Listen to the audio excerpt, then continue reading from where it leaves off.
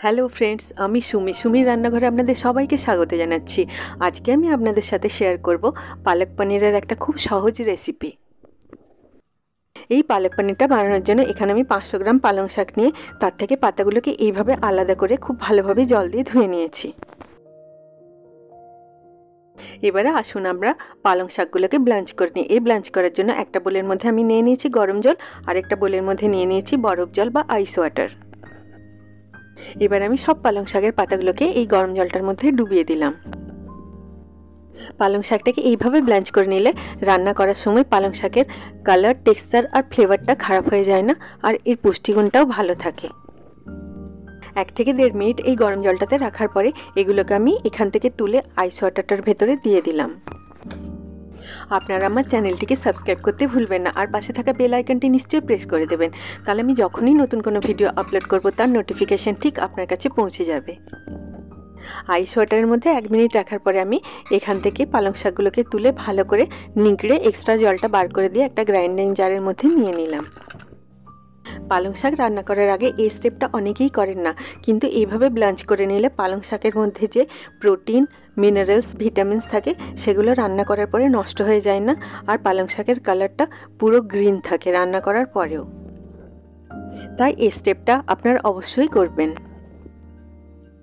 এই ব্লাঞ্চ করা পালং শাকগুলোকে একটা গ্রাইন্ডিং জারে নিয়ে নেওয়ার পরে এর মধ্যে আমি দিয়ে দিলাম 3টে কাঁচা লঙ্কা আর 1 মুঠো ফ্রেশ ধনেপাতা।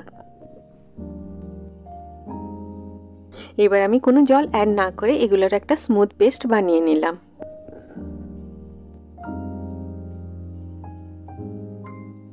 এবার আমি একটা কড়াইয়ের মধ্যে গরম করে নিচ্ছি 1 টেবিল স্পুন সাদা তেল আর 1 টেবিল স্পুন বাটার। এখন আমি এর মধ্যে একটা শুকনো লঙ্কা দিয়ে সেটাকে মিডিয়াম ফ্লেমে কয়েক সেকেন্ড ভেজে নিলাম। দিয়ে দিলাম 1 ইঞ্চির মতো দালচিনি আর সেটাকেও কয়েক সেকেন্ড ভেজে নিলাম। দিয়ে দিলাম হাফ টিস্পুন গোটা জিরে। জিরেটা দেখুন শক্ত করে ফাটতে শুরু করেছে। এবারে এর মধ্যে আমি দিয়ে দিলাম 1/4 টেবিল স্পুন ছোট ছোট করে কাটা রসুন। রসুনটাকে আমি লো ফ্লেমে একটু গোল্ডেন কালার হওয়া পর্যন্ত ভেজে নিলাম। এই সময় আপনারা ফ্লেমটা লো রাখবেন, নয়তো রসুনগুলো পুড়ে যেতে পারে। এবার আমি এর মধ্যে দিয়ে দিলাম 1 টিস্পুন গ্রেট করা আদা। আদাটাকে আমি লো ফ্লেমে কয়েক সেকেন্ড ভেজে নিলাম। দেখবেন আদা আর রসুন বাটারে যখন ভাজা হয় তখন খুব সুন্দর একটা সুগন্ধ আসে। এবার আমি এর মধ্যে দিয়ে দিলাম এরকম ছোট ছোট করে কাটা একটা মিডিয়াম সাইজের পেঁয়াজ। পেঁয়াজটাকে আমি লো ফ্লেমে এমনভাবে ভেজে নিলাম যাতে এটা খুব ভালোভাবে ভাজা হয়ে যায়, কিন্তু এটার কালারটা সাদা বা ট্রান্সলুসেন্টই থাকে। পেঁয়াজ, আদা, রসুনটাকে বেটে না দিয়ে এইভাবে ছোট ছোট করে কেটে দিলে গ্রেভিটা খুব সুন্দর দানাদার হয় আর খেতেও খুব ভালো লাগে। এবার আমি এর মধ্যে দিয়ে দিলাম তৈরি করা পালং শাকের পেস্টটা। সব উপকরণগুলোকে খুব ভালোভাবে আমি মিশিয়ে নিলাম। আমার এই ভিডিওটি যদি আপনাদের ভালো লাগে আপনারা নিশ্চয়ই লাইক করবেন। আপনাদের এক একটা লাইক আমার কাছে অনেক বেশি মূল্যবান। এবার আমি এর মধ্যে দিয়ে দিলাম স্বাদ মতো নুন আর হাফ টিস্পুন চিনি। এখানে আমি একটা বোলের মধ্যে 2 টেবিল স্পুন দই নিয়ে খুব ভালোভাবে ফেটিয়ে নিয়েছি যতক্ষণ না সেটা ক্রিমি হচ্ছে। এবার আমি ফ্লেমটাকে লো রেখে এই ফেটিয়ে নেওয়া দইটা পালং শাকটার ভেতরে দিয়ে দিলাম। দইটা দেওয়ার সময় আপনারা ফ্লেমটাকে লো রাখবেন, নয়তো দইটা ছেটে ছেটে হয়ে যাবে। দইটাকে পালং শাকটার সাথে খুব ভালোভাবে মিশিয়ে নিয়ে ফ্লেমটাকে লো রেখেই এর মধ্যে আমি দিয়ে দিলাম কাজুর পেস্ট।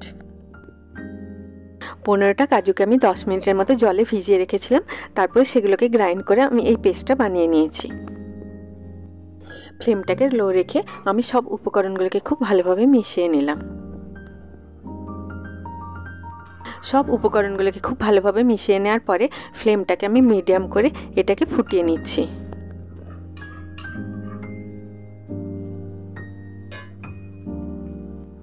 দেখুন গ্রেভিটাতে খুব সুন্দর একটা বয়েল চলে এসেছে। এবার আমি এর মধ্যে দিয়ে দিচ্ছি এইভাবে কাটা 300 গ্রাম পনির। এইরকম সহজ পদ্ধতিতে আপনারা বাড়িতে একবার পালক পনির বানিয়ে দেখুন, এটা স্বাদ ঠিক রেস্টুরেন্টের মতো হবে। এবার আমি পনিরগুলোকে এই পালং শাকের গ্রেভিটার সাথে খুব ভালোভাবে মিশিয়ে দিলাম। এই স্টেপটা আপনারা একটুখানি সাবধানে করবেন, নয়তো পনিরগুলো ভেঙে যেতে পারে। দেখুন ব্লাঞ্চ করার জন্য পালং শাকের কালারটা কত সুন্দর ঘন সবুজ আছে, আর এর ফ্লেভার, টেক্সচার আর পুষ্টিগুণও নষ্ট হয়ে যায়নি। তাই আপনারা রান্না করার আগে অবশ্যই পালং শাকগুলোকে ব্লাঞ্চ করে নেবেন। এবার আমি এর মধ্যে দিয়ে দিলাম 1 টিস্পুন রোস্ট করে নিয়ে গুঁড়ো করে নেওয়া জিরের পাউডার। জিরেগুলোকে আপনারা একটা প্যানে মুচমুচে হওয়া পর্যন্ত রোস্ট করে নিয়ে গ্রাইন্ডারে গ্রাইন্ড করে নেবেন। এবারে এটাকে আমি মিডিয়াম ফ্লেমে 5 মিনিটের মতো কুক করে নিলাম। দেখুন খুব সহজেই বাড়িতে ঠিক রেস্টুরেন্টের মতো পালক পনির তৈরি হয়ে গেল। এটাকে আমি একটুখানি ফ্রেশ ক্রিম দিয়ে গার্নিশ করে দিলাম। এটা আপনারা গরম গরম সার্ভ করুন ফ্রাইড রাইস, রুটি, পরোটা বা ভাতের সাথে। সবাই খুব ভালো থাকবেন। আবার আপনাদের সাথে আমার দেখা হবে আমার নেক্সট ভিডিওতে। Take care.